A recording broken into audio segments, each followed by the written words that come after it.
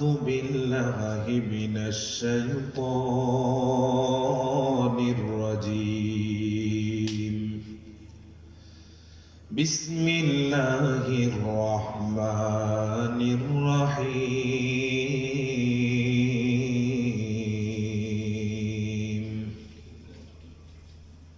قل يا عبادي الذين أسرفوا على أنفسهم لا تقنطوا من رحمة الله إن الله يغفر الذنوب جميعا إنه هو الغفور الرحيم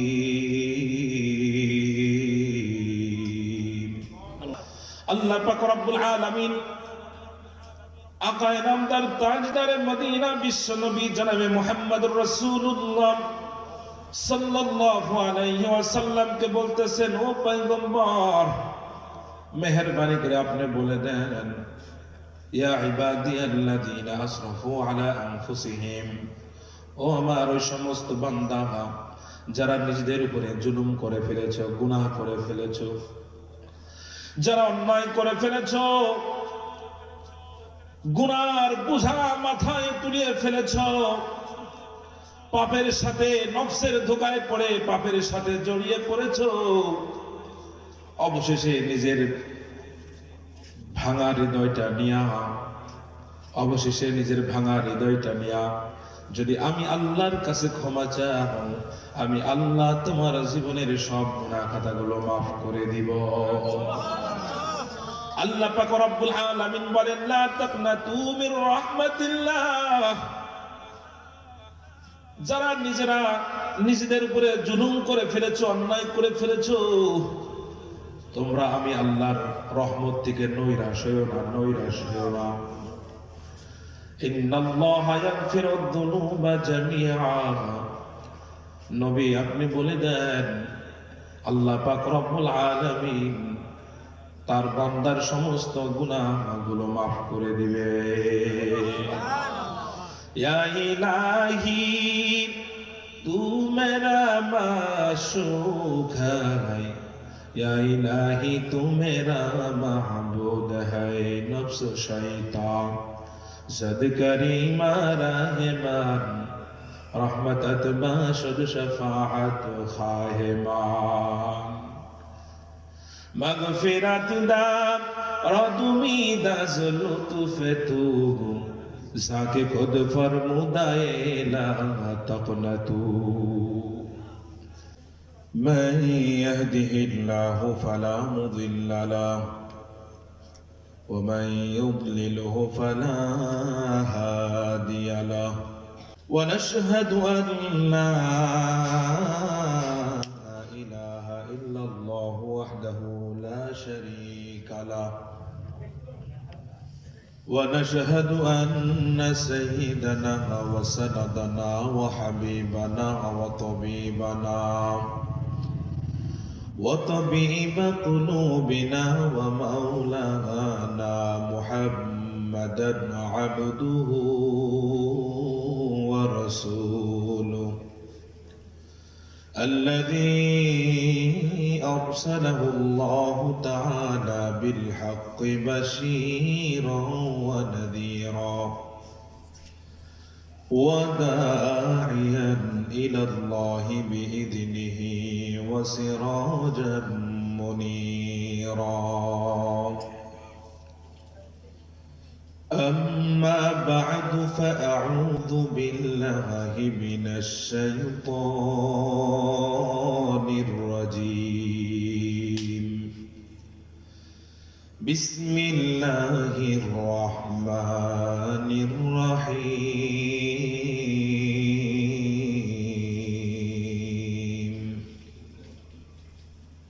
قل يا عبادي الذين أسرفوا على أنفسهم لا تقنطوا من رحمة الله إن الله يغفر الذنوب جميعا إنه هو الغفور الرحيم.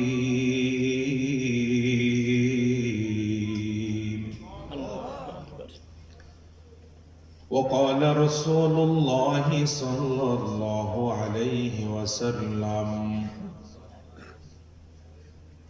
إذا كانت ليلة النصف من شعبان فقوموا ليلها وصوموا يومها فإن الله تعالى ينزل فيها بغروب الشمس إلى السماء الدنيا فيقول ألا من مستغفر فأغفر له ألا من مسترزق فأرزق له ألا من مبتل فوافيه ألا كذا حتى يطلع الفجر أو كما قال عليه الصلاة والسلام. وقال تعالى في شان حبيبه إن الله وملائكته يصلون على النبي يا أيها الذين آمنوا صلوا عليه وسلموا تسليما. সকলে প্রাণ খুলে নবীজির শানে দরুদ শরীফ। اللهم صل على محمد وعلى آل محمد كما صليت على إبراهيم وعلى آل إبراهيم إنك حميد مجيد. اللهم بارك على محمد وعلى آل محمد كما باركت على إبراهيم وعلى آل إبراهيم إنك حميد مجيد. بلغ العلا بكماله كشف الدجى بجماله حسنت جميع خصاله صلوا عليه وآله. वो ज़माना में मुअज़्ज़ज़ थे वो ज़माना में मुअज़्ज़ज़ थे हामिले कुरान होकर और तुम दलीलो खार होए तारिके कुरान होकर बलगल उला बिकमालिही कशाफत दुजा बिजमालिही हसनत जमीअ खिसालिही सल्लु अलैहि वालिही ला इलाहा इल्लल्लाह। জোরে চার দিলেতে আছে আল্লাহর ভয় আল্লাহ আল্লাহ সব সময়। দুনিয়াদারি ভালো লাগে না দুনিয়াদারি ভালো লাগে না আল্লাহ আল্লাহ সব সময় লা ইলাহা ইল্লাল্লাহ। জোরে লা ইলাহা ইল্লাল্লাহ মুহাম্মাদুর রাসূলুল্লাহ সাল্লাল্লাহু আলাইহি ওয়াসাল্লাম। এই আমানাত চন্দে রোজে নজদে বাগান দর হकीकत मालिक हर शय खुदाद हर के दाराद खौफ हक दर दिल मुदागम जन्नतुल मवदी गद उमरा मकाम कदरे कुद रत्तु दारी बरका बागल अंत हस्बी अंत रब्बी दुल जलाल। तू ही कादीर जलीलुल्लाह जहादर बहर करे तू ही मेरा निगाहदार। अल्हम्दुलिल्लाह। ফাতিমাতুজ জাহরা রাদিয়াল্লাহু আনহা জামে মসজিদ ও মাদ্রাসা কমপ্লেক্স কর্তৃক আয়োজিত 13তম আজকের এই ওয়াজ দোয়ার মাহফিলের সম্মানিত সভাপতি সাহেব, মঞ্চে উপবিষ্ট ওলামায়ে কেরাম হযরত, বিশেষ করে আমার ওস্তাদ সমতুল্য বড় ভাই, যদি সত্যিকার অর্থে আমরা খুশি হয়ে থাকি, হৃদয়ের সবটুকু আবেগ দিয়ে, ভক্তি দিয়ে, ভালোবাসা দিয়ে আল্লাহ রাব্বুল আলামিনের দরবারে কালিমাতুশ শুকর আদায় করি। সকলেই বলি আলহামদুলিল্লাহ। আরো জোরে বলি আলহামদুলিল্লাহ। নারায়ে তাকবীর, নারায়ে তাকবীর। আজকের মাহফিল দুনিয়াতে সব সময় যারা সফল কাম, যারা দামি মানুষ, যারা ভালো মানুষ, তাদের সংখ্যা সব জায়গায় কম, সব জায়গায় কম। আজকে আপনারা এখানে বসেছেন, এই মানুষগুলোর বাহিরে আরো মানুষ আছে না নাই? তো আল্লাহ তাআলা তাদেরকে তৌফিক দেন না? আল্লাহ তাআলা আমাদেরকে তৌফিক দান করেছেন। নিঃসন্দেহে আল্লাহ রাব্বুল আলামিন আমাদেরকে ভালোবাসেন, বিধায় আমাদেরকে সুযোগ করে দিয়েছেন। ঠিক কিনা ভাই? আমরা থাকবো তো ইনশাআল্লাহ, শেষ পর্যন্ত থাকবো তো ইনশাআল্লাহ। আজকের এই মাহফিল থেকে কান্নাকাটি করে, চোখের পানি ফেলে, আল্লাহর কাছে গুনাহ মাফ করিয়ে এরপরে আমরা আখির মোনাজাত নিয়ে কারা কারা যাইতে তৈরি আছে? হাত দেখায়। আল্লাহ রাব্বুল আলামিন তুমি সবাইকে কবুল করে নাও। আল্লাহ কাল কিয়ামতের মাঠে আমাদেরকে বিনা হিসাবে জান্নাতুল ফিরদাউস দান করে দিও। আল্লাহ পাক রব্বুল আলামিন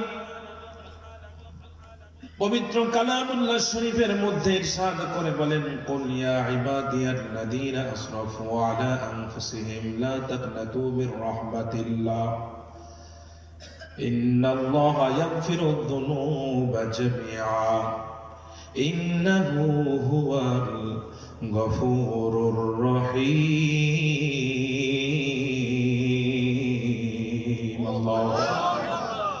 আল্লাহ পাক রব্বুল আলামিন আকায়ে নামদার তাজদারে মদিনা বিশ্বনবী জনাবে মুহাম্মদুর রাসূলুল্লাহ সাল্লাল্লাহু আলাইহি ওয়াসাল্লামকে বলতেছেন, ও পয়গম্বর, মেহেরবানি করে আপনি বলে দেন, ইয়া ইবাদিয়াল্লাযীনা আসরাফু আলা আনফুসিহিম, ও আমার ওই সমস্ত বান্দা যারা নিজেদের উপরে জুলুম করে ফেলেছো, গুনাহ করে ফেলেছো, যারা অন্যায় করে ফেলেছো, গুনার বোঝা মাথায় তুলিয়ে ফেলেছ, পাপের সাথে নফসের ধোঁকায় পড়ে পাপের সাথে জড়িয়ে পড়েছ, অবশেষে নিজের ভাঙা হৃদয়টা নিয়া, অবশেষে নিজের ভাঙা হৃদয়টা নিয়া যদি আমি আল্লাহর কাছে ক্ষমা চাও, আমি আল্লাহ তোমার জীবনের সব গুনাহ খাতাগুলো মাফ করে দিব। আল্লাহ পাক রব্বুল আলামিন বলেন, লা তাকনাতু মির রাহমাতিল্লাহ,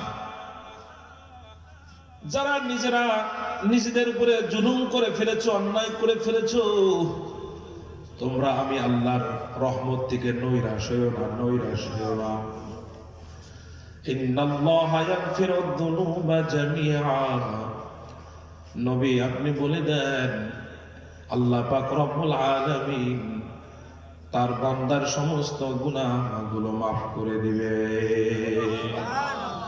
ইয়া ইলাহি তু মেরা মাশুক হ্যায়, ইয়া ইলাহি তু মেরা মাহবুদ হ্যায়, নফস শয়তান জদ করিমা রাহমান, রহমত বাশুদ শফাআত খাহেমান, مغفرت دا ردمی دا زلطف تو ساکے خود فرمودائے لا تقنتو।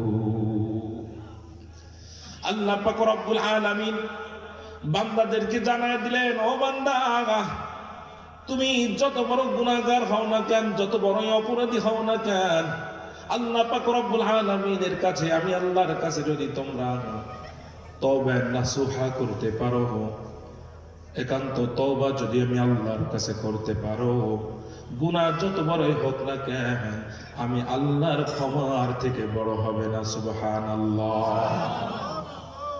আমার ভাই দোস্ত বুজুর্গণ, আল্লাহর হাবিব সাল্লাল্লাহু আলাইহি ওয়াসাল্লাম আমাদেরকে সতর্ক করে গেছেন, ১৫০০ বছর পূর্বে আমাদেরকে সতর্ক করে গেছেন। আল্লাহ পাক রব্বুল আলামিন সেই হাবিবের মাধ্যমে জানায় দিয়েছেন, ইকতারিম খামসান ক্বাবলা খামসিন, 5 জিনিস আসার পূর্বে 5 জিনিসকে গনিমত মনে করতে হবে। শাবাবাকা ক্বাবলা হারমিক, 1 নম্বর আল্লাহর রাসূল সাল্লাল্লাহু আলাইহি ওয়াসাল্লাম বলেন, তোমার জওয়ানির কদর করতে হবে বার্ধক্য আসার পূর্বে। ইকতানিম খামসান ক্বাবলা খামসিন শাবাবাকা ক্বাবলা হারমিক, 1 নম্বর হলো নিজের যৌবনের সময়টাকে গনিমত মনে করতে হবে বার্ধক্য আসার পূর্বে। বয়োবৃদ্ধ মানুষ মনের মধ্যে কত আশা, কত কামনা, লম্বা লম্বা নামাজ পড়বে, রুকু করবে, সিজদা করবে, দিন ইসলামের কাজগুলো করবে, ইসলামের গুরুত্বপূর্ণ কাজ যেগুলো করতে শক্তি সামর্থ্যের প্রয়োজন হয় ওই কাজগুলো করবে, মনের আশা। কিন্তু শরীরে কুলায় না, বয়স হয়ে যাওয়ার কারণে ওই ব্যক্তি সেই কাজগুলো করতে পারে না। মনে চায় দাঁড়ায় দাঁড়ায় লম্বা নামাজ পড়বে, সালাতুত তাসবিহের নামাজ পড়বে, মনে চায় গভীর রজনী উঠে তাহাজ্জুদের নামাজ আদায় করবে, কিন্তু বয়স হয়ে যাওয়ার কারণে, বয়োবৃদ্ধ হয়ে যাওয়ার কারণে সেই কাজগুলো আর করতে পারে না। জওয়ানকালের যদি মূল্যায়ন করা হয়, কোনো ব্যক্তি যদি যৌবনকালে নফল ইবাদত ঠিকঠাক মতো করে, নফল ইবাদতের ইহতিমাম করে, তাহাজ্জুদ পড়ে, ইশরাক পড়ে, আওয়াবিল পড়ে, আল্লাহর রাস্তায় বিভিন্ন সময় বিভিন্ন টাকা যায়, জানমাল খরচ করে, ওই ব্যক্তি যখন বয়োবৃদ্ধ হয়ে যায়, ওই ব্যক্তির যখন বয়স বেড়ে যায়, বয়োবৃদ্ধ হয়ে যাওয়ার কারণে, বয়সজনিত কারণে ওই সমস্ত কাজগুলো, নফল ইবাদতগুলো যখন আর করতে পারে না, আমার আল্লাহ পাক রব্বুল আলামিন ওই ব্যক্তিকে জওয়ানকালের ইবাদতের সওয়াব তাকে দান করে দেন। সুবহানাল্লাহ। আরো জোরে বলেন সুবহানাল্লাহ। আমার ভাই দোস্ত বুজুর্গ, শাবান মাস চলতেছে। আগামীকাল দিবাগত রাত্রি থেকেই শাবান মাসের গুরুত্বপূর্ণ একটা রাত শবে বরাত, 15ময় রজনী, বরাতের রাত, ভাগ্যের রাত। আল্লাহ পাক রব্বুল আলামিন এই রাত্রিতে হাজার হাজার মানুষকে ক্ষমা করে দিবেন। একবার হাদিস শরীফের মধ্যে আল্লাহর হাবিব সাল্লাল্লাহু আলাইহি ওয়াসাল্লাম বলতেছেন, আল্লাহর হাবিব সাল্লাল্লাহু আলাইহি ওয়াসাল্লাম বলতেছেন, সাহাবীরা শোনো, একবার জিবরিল আমিন আমার কাছে আসলো। জিবরিল আমিন এসে বলেন, ও পয়গম্বর, আজকে হলো 15 তারিখ দিবাগত রাত্রি, আজকে হলো 14 তারিখ দিবাগত রাত্রি, শাবানের পূর্ণময় রজনী শবে বরাত। আসমানের দিকে তাকান। আল্লাহর হাবিব সাল্লাল্লাহু আলাইহি ওয়াসাল্লাম আকাশের দিকে তাকালেন, তাকা দেখলেন জান্নাতের 8টা দরজা সবগুলো আল্লাহ পাক রব্বুল আলামিন খুলে দিয়েছে। আর আওয়াজ করে বলেন না সুবহানাল্লাহ। আমার ভাই দোস্ত বুজুর্গ, এরপরে পয়গম্বর সরকারে দো আলম জনাবে মুহাম্মদুর রাসূলুল্লাহ সাল্লাল্লাহু আলাইহি ওয়াসাল্লাম বলেন, প্রথম আকাশে দেখলাম, প্রথম জান্নাতের একটা দরজার মধ্যে দেখলাম একজন ঘোষণা করতেছে, ফেরেশতা, আজকের রজনীতে যারা দাঁড়িয়ে দাঁড়িয়ে রুকু করবে, যারা রুকু করবে তাদের জন্য সুসংবাদ। জান্নাতের আরেকটা গেটের দিকে তাকালাম, সেখানে দেখলাম যারা আজকে সেজদাবনত অবস্থায় থাকবে তাদের জন্য সুসংবাদ। আবার বলতেছে আরেকটা দরজার মধ্যে ফেরেশতা ঘোষণা করতেছে, আজকে পূর্ণময় রজনী, আজকে যারা জিকির আজগার করবে তাদের জন্য সুসংবাদ। আরেক দরজায় আরেক ফেরেশতা ঘোষণা করে, আজকে যারা দোয়া করবে, আল্লাহর কাছে চাইবে, আল্লাহ পাক রব্বুল আলামিন তাদের জন্য সুসংবাদ রেখেছেন। আওয়াজ করে বলেন না সুবহানাল্লাহ। এই রাত্রিতে আল্লাহর হাবিব সাল্লাল্লাহু আলাইহি ওয়াসাল্লাম বলেন, এই রাত্রিতে আল্লাহ পাক রব্বুল আলামিন সন্ধ্যা রাত্রি থেকেই প্রথম আসমানে চলে আসেন। আসলে মূলত পক্ষে প্রতিদিন শেষ রাত্রিতে আল্লাহ পাক রব্বুল আলামিন প্রথম আসমানে এসে বান্দাদেরকে ডাকতে থাকেন। হাদিস শরীফের মধ্যে আসছে, আল্লাহর হাবিব সাল্লাল্লাহু আলাইহি ওয়াসাল্লাম বলেন, ইদা কানাত লাইলাতুন নিসফি মিন শাবান ফাকুমু লাইলাহা ওয়া সুমু ইয়াওমাহা। আল্লাহর হাবিব সাল্লাল্লাহু আলাইহি ওয়াসাল্লাম বলেন, যখন পূর্ণময় রজনী শবে বরাত হয়, নিসফে শাবান যখন হয়, শাবানের 14 তারিখ দিবাগত রাত্রি যখন হয়, ফাকুমু লাইলাহা, তার রাতের বেলা দাঁড়ায় দাঁড়ায় নামাজ পড়ো, ইবাদত করো, বন্দেগী করো। ওয়াসুমু ইয়াওমাহা, পরের দিন রোজা রাখো। কার নির্দেশ? আওয়াজ করে বলেন। আল্লাহর হাবিব সাল্লাল্লাহু আলাইহি ওয়াসাল্লাম জানায় দিয়েছেন, ওয়াসুমু ইয়াওমাহা, আর পরের দিন রোজা রাখো। অর্থাৎ 15 তারিখ কি রাখতে হবে? রোজা রাখতে হবে। শাবান মাসের কয় তারিখ? ফাইনাল্লাহা তাআলা ইয়ানজিলু ফিহা বিগুরুবিশ শামসি ইলা সামাঈদ দুনিয়া, আল্লাহ পাক রব্বুল আলামিন সূর্য অস্তমিত যাওয়ার সাথে সাথে প্রথম আসমানে এসে হাজির হয়ে যান। বলেন সুবহানাল্লাহ। প্রথম আসমানে এসে আল্লাহ পাক রব্বুল আলামিন ঘোষণা করতে থাকেন, আলামিন মুস্তাগফিরিন ফাগফিরানা, ও বান্দারা আছুনি কেউ আমার কাছে গুনাহ ক্ষমা চাইবা, আমার কাছে গুনাহ ক্ষমা চাইবা, আমি আল্লাহ তোমার গুনাহগুলো ক্ষমা করে দিব।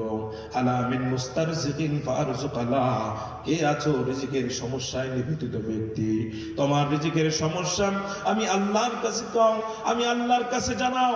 যে রিজিকের জন্য তুমি সকাল থেকে সন্ধ্যা পর্যন্ত মাথার ঘাম পায়ে ফেলে এরকম ভাবে হারাম হালাল বিচার না করে এভাবে কামাই রুজি করতেছো, যেই কষ্ট তুমি রিজিকের জন্য করতেছো, আল্লাহ পাক রব্বুল আলামিন বলেন, রে গোলাম, আমি আল্লাহর কাছে চাও, আমি আল্লাহ তোমার সব রিজিকের অভাব দূর করে দিব। আলামিন মুস্তারজিকিন ফারজুকানা, আলামিন মুবতালিন ফাওয়াফিয়া, আসো কে কোন সমস্যায় আছো আমি আল্লাহর কাছে জানাও, আমি আল্লাহ পাক রব্বুল আলামিন তোমার সমস্ত রকমের সমস্যা আসান করে দিব। বলেন সুবহানাল্লাহ। তো আল্লাহ পাক রব্বুল আলামিন প্রথমে বললেন, কে আছো গুনাহ ক্ষমা চানেওয়ালা। আর আমরা সেই রাত্রে কি করি? ঘোরাফেরা করি, এদিক সেদিক যাই, বিভিন্ন কাজে ব্যস্ত হয়ে পড়ি, ঠিক কিনা ভাইরা? এগুলো করা যাবে? ইবাদতের রজনী, ইবাদত করতে হবে। আমার মা বোনেরা হালুয়া রুটি বিভিন্ন বাসায় ভালো ভালো মনোরঞ্জিত খাবারের ব্যবস্থা করতে করতে সারাদিন ক্লান্ত, রাতে পরিশ্রান্ত, ঘুমে বিভোর, সকালে উঠা দেখে ফজর হয়ে গেছে গা, ফজর নামাজের পরে লম্বা মোনাজাত নাই। আসলে ভাই দোস্ত বুজুর্গ, মাগরিবের পর থেকে নিয়ে সুবহ সাদিক পর্যন্ত এই রাতের বরকত অব্যাহত থাকে। বলেন সুবহানাল্লাহ। এই সময় আমরা গাফেল থাকি, এখানে এই মসজিদ সেই মসজিদ ঘোরাঘুরি করি, ছোট বাচ্চারা পটকাবাজি করতে থাকে, মসজিদ 2-4 রাকাত নামাজ পড়ে ঘুমায় যায়। আমার ভাই দোস্ত বুজুর্গ, আল্লাহর হাবিব সাল্লাল্লাহু আলাইহি সাল্লাম এরাতে কি কি আমল করেছিলেন? বেশি বেশি ইস্তেগফার করতে হবে। কি পড়তে হবে? আওয়াজ করে বলেন। ইস্তেগফার মানে ক্ষমা চাওয়া। কি চাওয়া? আল্লাহ পাক রব্বুল আলামিন বান্দাদেরকে বারবার বিভিন্ন জায়গায় উদ্বুদ্ধ করেছেন, ও আমার বান্দারা, তুমি আমার কাছে ক্ষমা চাও, আমি আল্লাহর কাছে ক্ষমা চাও, আমার কাছে ক্ষমা চাইতে দেরি করবা, আমি আল্লাহ রব্বুল আলামিন তোমার গুনাহ ক্ষমা করতে দেরি করব না। যে ব্যক্তি নিয়মিত ইস্তেগফার করতে থাকে, মান লাজিমাল ইস্তেগফার, যে ব্যক্তি নিজের জন্য ইস্তেগফারকে লাজিম করে নাই, অবশ্যকীয় করে নাই, অর্থাৎ সদা সর্বদা শুধু আস্তাগফিরুল্লাহ আস্তাগফিরুল্লাহ আস্তাগফিরুল্লাহ বলে আল্লাহর কাছে ক্ষমা চায়, আল্লাহ পাক রব্বুল আলামিন তার সমস্ত রকমের সংকট গুলো দূর করে দেয়। আল্লাহ পাক রব্বুল আলামিন তার জন্য এমন জায়গার থেকে রিজিকের ব্যবস্থা করেন, এমন জায়গার থেকে রিজিকের ব্যবস্থা করেন, ওই ব্যক্তির খবরও থাকে না, টেরও সে পায় না। আমার আল্লাহ রব্বুল আলামিন ওই ব্যক্তির জন্য গোপন থেকে রিজিকের ব্যবস্থা করে দেয়। সুবহানাল্লাহ। রিজিকের মালিক কে? আওয়াজ করে বলেন। রিজিকের মালিক কে? আচ্ছা মানুষ বলো দেখি, রাত্রি কেন কালো, চাঁদ সূরজ কোথা থেকে পেল এত আলো? পশুগুলো কয় না কথা, মানুষ কেমনে কয়? বলো এসব মানুষ কেমন করে হয়? ঠিক কিনা ভাইরা আমার? কারোর হাতের লেখা আরেকজনের হাতের লেখার সাথে মিলে না, কারোর হাতের ছাপ আরেকজনের হাতের ছাপের সাথে। আমরা সবাই বাস করি ভাই এই দুনিয়ার রঙে, হাতের লেখা আর চেহারা মিলে না কারোর সঙ্গে, আর মেলে না কথার ধরন আঙ্গুলের টিপ। আল্লাহ আছেন একজন, এবার প্রমাণ হলো ঠিক, ঠিক কিনা বলেন?